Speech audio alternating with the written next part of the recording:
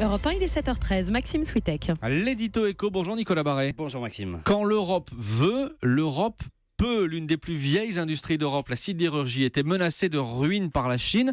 Mais l'Europe a su relever la tête. Oui, c'est-à-dire, il y a un an, toute la sidérurgie européenne était la tête sous l'eau, c'était la panique. La Chine inondait le marché avec de l'acier à prix cassé. La sidérurgie européenne était étranglée.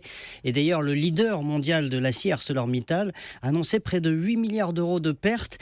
Cet empire de l'acier qui emploie 17 000 personnes en France, dont 800 chercheurs, vacillait complètement sur ses bases. Et d'après vous, sans l'Europe, la sidérurgie aurait été balayée? Exactement. L'Europe a réagi à la concurrence chinoise déloyale. Je ne dis pas que ça a été simple, mais c'est parce que l'Europe forme un énorme marché de 27 pays qu'elle a pu tenir son bras de fer, c'est le cas de le dire, face aux sidérurgistes chinois. L'Europe a pris 40 mesures anti-dumping visant différents types d'acier chinois à bas prix. Les États-Unis ont fait la même chose, ça a marché, les prix ont doublé depuis un an.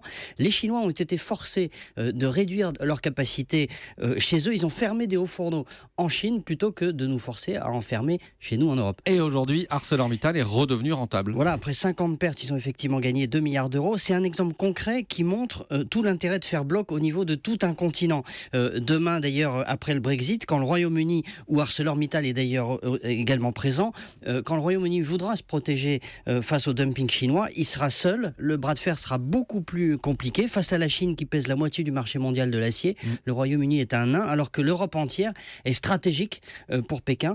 Et ceux qui se gargarisent du Brexit, comme le Front National en France, feraient bien d'y réfléchir à deux fois. La résurrection de l'acier européen. Encore une bonne nouvelle ce matin dans cette matinale. Merci beaucoup Nicolas Barré.